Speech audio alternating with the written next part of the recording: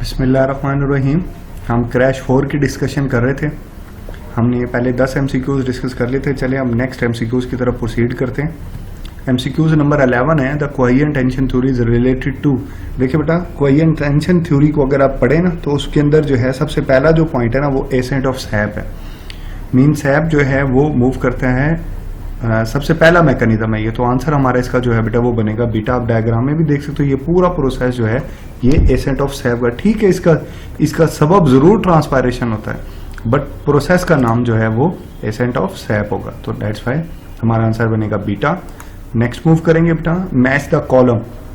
आपने इसको बेटा इसके साथ मैच करना है। इसका आंसर जो है वो बनता है अल्फा। आप मैच कर सकते हो। देखो ए में आर है, आर मीन लेरेंक्स जो है वो वाइस बॉक्स, ट्रेकिया जो है बी मीन एस वाइंड पे, और आप इसको मैचअप कर सकते हैं। ठीक है ना, ये बड़ा आसान सा क्वेश्चन है। ठीक है ना, चले आगे चलते हैं। MCQs number 13, approximately the 70% of carbon dioxide absorb by the blood will be transported to the lungs. आप जानते हैं कि जो कार्बन डाइऑक्साइड की जो मेजर क्वांटिटी जो ट्रांसपोर्ट होती है वो एज अ बाइकार्बोनेट आयन होती है। ठीक है ना बेटा, ये जो कार्बिनो हेमोग्लोबिन है इसके थ्रू इसकी क्वांटिटी जो है वो कम होती है, थोड़ी 5-1% प्लाज्मा के थ्रू होती है, और नियर अबाउट 70% जो है बेटा ये बाइकार्बोनेट आयन की शक्ल में होती है। तो हमारा आंसर जो है बेटा वो बनेगा Charlie.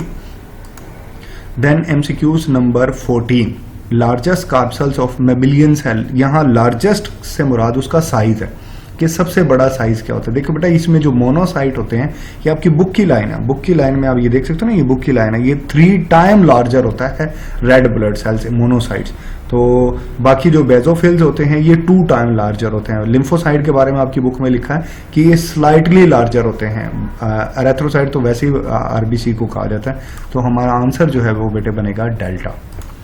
Then MCQs number 15, pulmonary arteries carries. देखो बेटा, पल्मोनरी आर्टरी कौन सी होती है? पल्मोनरी आर्टरी वो आर्टरी होती है जो लंग्स की तरफ जो है बेटा वो मूव करती है, फेफड़ों की तरफ जाती है। और जो फेफड़ों की तरफ जा रही होती है डेफिनेटली वो एक इम्प्योर ब्लड होता है। आप देखना, impure blood from heart to the lungs ये लेकर जाएगी। आप ये देख भी सकते हो, ये जो ब्लू कलर में है ये पल्मोनरी जो है बेटे वो आर्टरी है। अब ये देख रहे हैं कि राइट जो है वेंट्रिकल, आप देखना राइट वेंट्रिकल में डीऑक्सीजनेटेड ब्लड होता है। ठीक होगा ना, यहां से ये खून को लंग्स की तरफ लेकर जाती है। तो अब आप इसमें लग सकते हो कि हार्ट टू लंग्स की तरफ इम्प्योर ब्लड होगा। दैट्स वाई इसका आंसर बनेगा Charlie. Then MCQs number 16, mature erythrocyte can not utilize the glucose because they lack. देखो बेटा, ये जो है मेटाबॉलिज्म इस वजह से नहीं होती क्योंकि मेटाबॉलिक प्रोसेस जो होता है वो माइटोकॉन्ड्रिया में होता है, और RBCs में जो है वो माइटोकॉन्ड्रिया नहीं होता।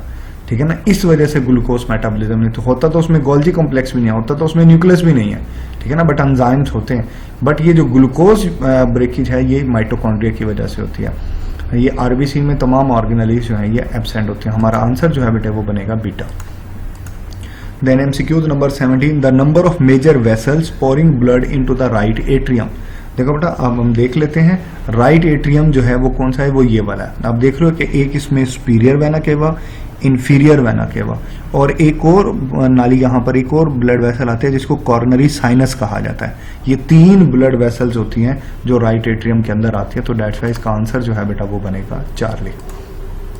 Then 18, the ventricular diastole take place due to the activity of. Ventricular diastole जो है बेटा वो रिलैक्सेशन ऑफ वेंट्रिकल्स को कहा जाता है। चाहे रिलैक्सेशन हो चाहे कॉन्ट्रैक्शन हो बेटा, वो कार्डियक मसल्स की वजह से होती है। मायोकार्डियम जिनको कहा जाता है, मस्कुलेचर की वजह से होती है।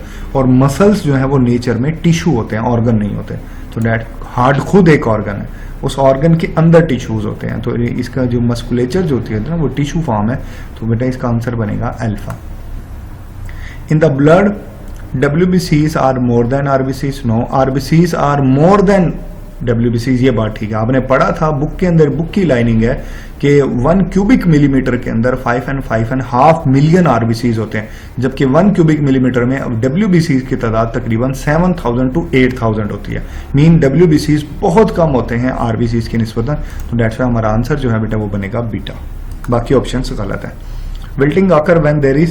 देखो बेटा, विल्टिंग यानी पौधा उस वक्त मुरझा जाएगा। कब मुरझाएगा? जब उसका वाटर लॉस ज्यादा होगा as compare to water gain के। तो यहाँ पे पहले में ही लिखा हुआ है कि ट्रांसपायरेशन हायर देन अब्जॉर्प्शन। जब ट्रांसपायरेशन हायर हो जाएगी फिर ये प्रॉब्लम जो है वो क्रिएट हो जाएगा। तो दैट्स वाई आंसर जो है बेटा वो इसका बनेगा अल्फा।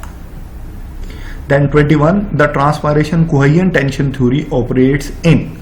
देखो बेटा ये जो ट्रांसपायरेशन कोहेरेंट टेंशन थ्योरी है ना, ये मोस्टली जो है बेटा ये सिर्फ पैसिव एब्जॉर्प्शन का मीन आपने देखा रूट से वाटर एब्जॉर्ब हो रहा है, सिंपल जो है वो ऑस्मोसिस जो कि एक पैसिव एब्जॉर्प्शन है, फिर सिंपल डिफ्यूजन से जाइलम से मूव कर रहा है, फिर सिंपल जो है वो ट्रांसपायरेशन पुल जो है वो भी एक डिफ्यूजन मैकेनिज्म है, उसके थ्रू वाटर रिलीज हो रहा है। तो ये सारे का सारा एक पैसिव प्रोसेस है। तो नेक्स्ट इसका आंसर बनेगा beta. Then 22 according to Stewart Starr's hydrolysis theory which one of the following is the principal reason for opening of stomata। Stomata के ओपन होने की बात हो रही है। चले हम इसके ऑप्शंस की तरफ आते हैं। पहले लिखा हुआ influx of potassium into the guard cell under the influence of ABA. बेटा देखो इन्फ्लक्स ऑफ पोटेशियम से डेफिनेटली स्टोमेटा ओपन होता है, लेकिन ये इन्फ्लुएंस ऑफ एबीए लिखा हुआ ना, एबीए मैंने पहले भी एक एमसीक्यूज आया था उसमें बताया था कि ABA abscisic acid hormone influx नहीं इफ्लक्स ऑफ पोटेशियम में इन्वॉल्व होता है, यानी पोटेशियम को गार्ड सेल से निकालती है और उसकी वजह से स्टोमेटा बंद होते हैं, खुलते नहीं है। तो ये वाला जो हिस्सा है स्टेटमेंट का ये गलत है, तो अल्फा तो नहीं आएगा। देन बीटा पर आ जाते हैं conversion of sugar into starch in guard cells. देखो बेटा जो स्टार्च अगर कन्वर्ट हो शुगर के अंदर तो रीजन बनेगा, क्योंकि स्टार्च का जो है ऑस्मोलैरिटी के ऊपर इतना ज्यादा इफेक्ट नहीं होता, सिंपल शुगर ज्यादा इफेक्ट डालते, तो ये कन्वर्जन भी ओपनिंग का सबब नहीं बनेगी, ये बीटा भी नहीं आएगा। Then efflux of potassium ion from the guard cell, जो इफ्लक्स होता है पोटेशियम का वो क्लोजिंग में इन्वॉल्व होता है, ठीक है ना। ये स्टेटमेंट ठीक है बट ये क्लोजिंग में इन्वॉल्व है, क्लोजिंग वाला स्टोमेटा को ये फंक्शन क्लोज कर देगा। फिर आ जाता है बेटा डेल्टा में photosynthetic utilization of carbon dioxide. जी बिल्कुल ये ठीक है, क्योंकि जब कार्बन डाइऑक्साइड फोटोसिंथेसिस में इस्तेमाल होगी तो कार्बन डाइऑक्साइड का लेवल कम हो जाएगा, और ये जब कार्बन डाइऑक्साइड का लेवल कम होता है तो ये चीज जो है वो गार्ड सेल्स को स्टिमुलेट करती है कि वो ओपन हो जाए। तो डेट्स व्हाई बेटा इसका आंसर बनेगा delta. 23 rate of transpiration will increase if. देखो बेटा ट्रांसपायरेशन कब बढ़ेगी, रिलेटिव ह्यूमिडिटी जब इंक्रीज होगी, जब रिलेटिव ह्यूमिडिटी इंक्रीज होती है तो ट्रांसपायरेशन कम हो जाती है, और रिलेटिव ह्यूमिडिटी जब कम होगी तब ट्रांसपायरेशन का रेट बढ़ जाता है। तो दैट्स व्हाई आंसर बनेगा beta. Then 24 guard cells regulate. Guard cell की इन्वॉल्वमेंट होती है opening and closing of stomata में, डेल्टा। 25 में in tall tree water is absorb due to the, simple है ट्रांसपायरेशन पुल, और तो इसका आंसर बनेगा अल्फा। बेटा यहाँ तक 25 MCQs हो गए। इससे हवाले अगर आपका कोई क्वेश्चन है तो आप मुझसे पूछें। Thank you.